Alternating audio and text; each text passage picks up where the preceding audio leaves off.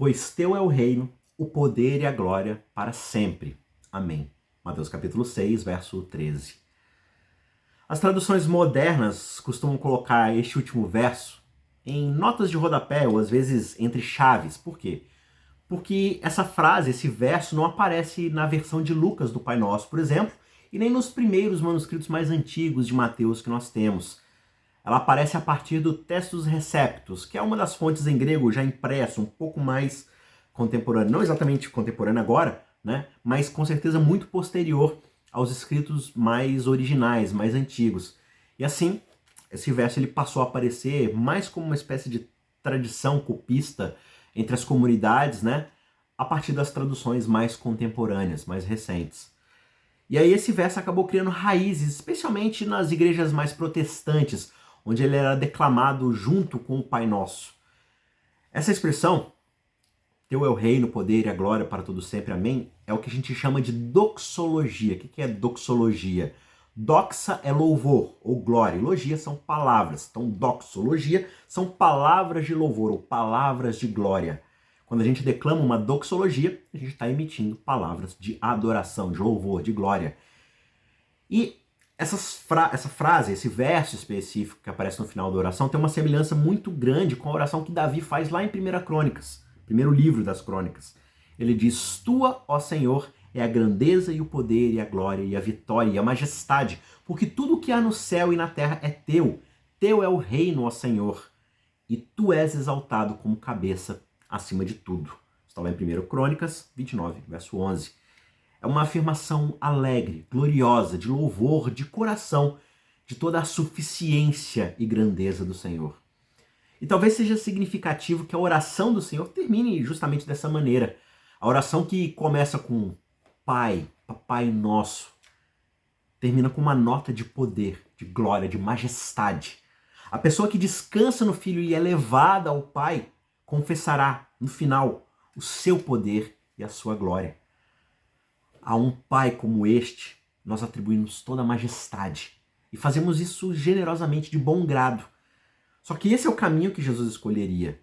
Ele não nos pede para nos aproximarmos do glorioso governante do universo e depois tentarmos buscar nele algum vislumbre, algum relance de cuidado paterno. Essa abordagem seria uma espiritualidade completamente diferente da que Jesus apresenta. Não. Jesus é o nosso irmão e nos apresenta ao seu Pai. E nele ele nos convida a chamá-lo de nosso Pai. Como uma criancinha, nós oramos pela vinda do seu reino. E enquanto nós esperamos, nós pedimos diariamente pela provisão do alimento, pelo perdão das nossas dívidas e pecados e pela proteção contra o maligno que nos tenta.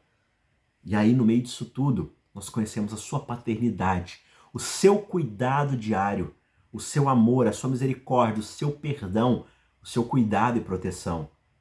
E na nossa pequenez nós confessamos, Pai, teu é o reino. Agora, essa total autoabnegação de entender que nós somos pequenos e de que Deus é grandioso, não é a condição prévia para a nossa oração, porque se fosse desse jeito, seria algo que a gente desenvolve em nós mesmos, acumulando em nós mesmos.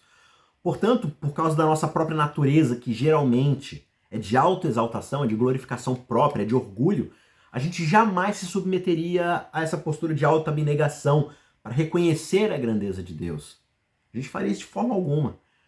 Só que em vez disso, o que Jesus nos apresenta é uma conclusão alegre e agradecida do deleite, do desfrute, da bênção de um Pai que de fato proverá, perdoará e protegerá.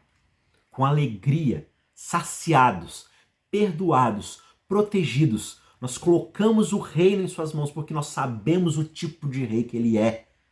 Portanto, essa é a oração do Senhor. E assim Jesus diz, portanto, orem dessa maneira. Agora, será que essa é a maneira pela qual eu de fato costumo orar? Você de fato costuma orar? Mais uma vez, C.S. Lewis, ele comparou a oração do Senhor, a oração do Pai Nosso, com uma espécie de árvore de Natal, onde as linhas da oração original do Pai Nosso é como se fossem os ramos, né, com as folhagens. E as nossas próprias orações pessoais são como uma espécie de decorações que a gente vai pendurando nesses galhos e ramos. E essa é uma boa imagem, é um bom conselho para a gente levar em conta. Quando nós oramos, Talvez nós possamos orar a oração do Senhor como uma estrutura dessa forma. E aí cada linha a gente proclama, a gente declama, faz uma pausa e acrescenta a nossa própria oração, decorando a árvore de Natal do Pai Nosso com as nossas próprias petições. E quando nós vamos colocando as palavras em forma de desejos, de agradecimentos, das nossas necessidades e da misericórdia demonstrada por Deus, a gente vai podendo desfrutar de forma muito mais profunda dessa união com Jesus e sentirmos a paternidade de um Deus que provê, que perdoa, que protege. E aí, com todo esse sentimento de gratidão e de maravilhamento, a gente ora, porque teu é o reino, o poder e a glória para todos sempre. Amém.